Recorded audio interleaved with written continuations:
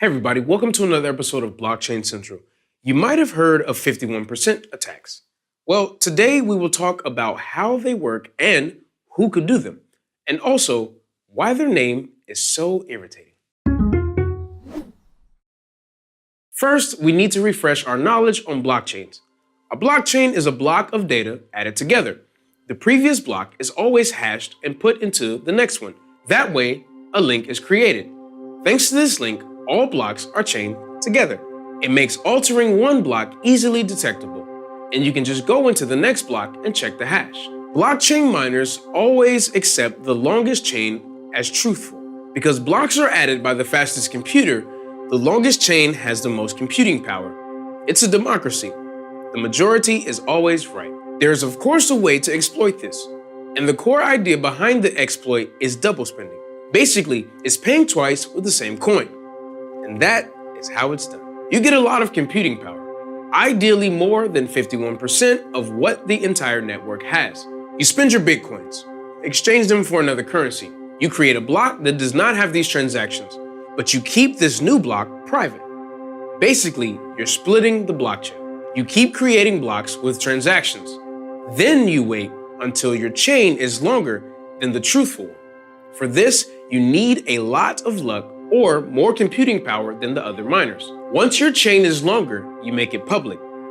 This is called broadcasting the blocks. They will accept your block as the longest one and switch. Then you get your Bitcoins back, because in your version of the blockchain, you never spent them, but you always have the other currency from the trade you performed earlier. That's the theory. In practice, this is not feasible. The Bitcoin network has multiple times the processing power of Google Incorporated. And then there's the issue that you then have to hide. Governments and the crypto community will be after you, as what you did was obviously illegal. What's more, it also would be very costly.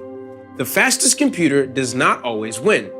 Being fast merely increases the chances. So, one could launch a 51% attack with just 30% of the hashing power. The problem is then that it is unlikely to succeed.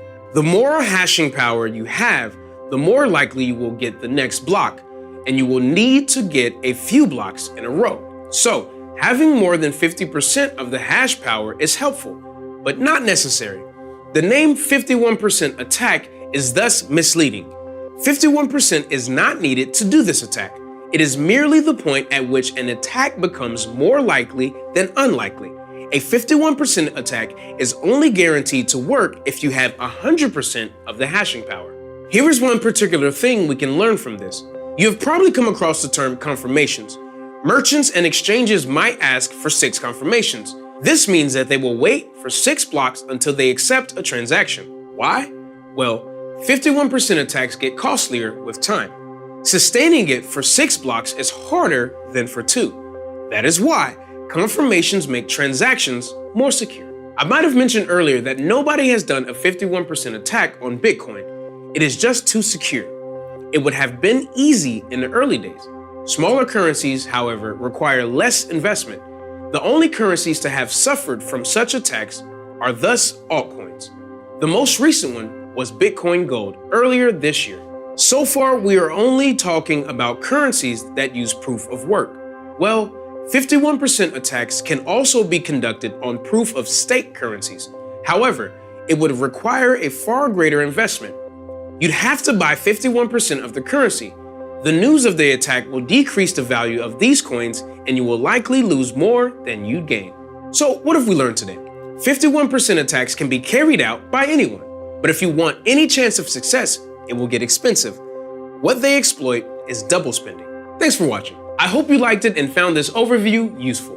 Please be sure to check out our other videos. But before you go, please note that this content does neither represent financial, legal, or tax advice, nor is it supposed to be understood or interpreted as solicitation to buy or sell any securities, coins, or tokens. If you like this video, make sure to hit the like button and don't forget to subscribe to Blockchain Central to never miss a beat. Happy investing.